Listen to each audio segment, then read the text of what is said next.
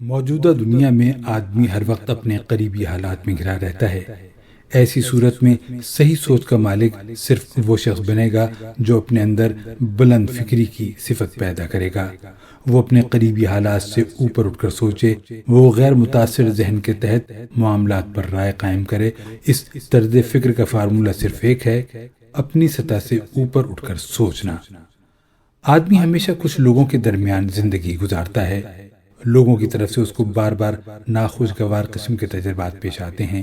ان ناخوشگوار تجربات کی بنا پر ایسا ہوتا ہے کہ اس کے اندر بطور رد عمل طرح طرح کے غیر حقیقی جذبات پیدا ہو جاتے ہیں، مثلا غصہ، حسد، نفرت، انتقام، احساس برتری یا احساس کمتری وغیرہ۔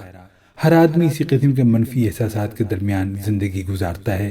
یہ احساسات جو ہمیشہ رد عمل کی نفسیات کے تحت پیدا ہوتے ہیں، وہ انسان کو غیر حقیقت پسندانہ سوچ میں مبتلا کر دیتے ہیں۔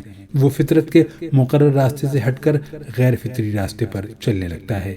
اس دنیا میں کامیابی کا طریقہ صرف یہ ہے کہ آدمی اپنے حالات سے اوپر اٹھ کر سوچ سکے۔ وہ متاثر ذہن کے تحت کوئی فیصلہ نہ کرے۔ وہ اپنے اندر وہ چیز پیدا کرے جس کو غیر متعصبانہ ذہن یا تخلیقی فکر کہا جاتا ہے۔ ایسا ہی انسان اس دنیا میں درست انداز میں سوچے گا اور اپنے عمل کی درست منصوبہ بندی کرے گا اور آخر کار کامیابی کی منزل تک پہنچے گا۔ بلند فکری کسی انسان کے لیے سب سے بڑی نعمت ہے۔ بلند فکری میں جو چیز سب سے بڑی رکاوٹ ہے وہ ڈسٹریکشن ہے، یعنی ذہن کا مختلف سمتوں میں منتشر ہو جانا۔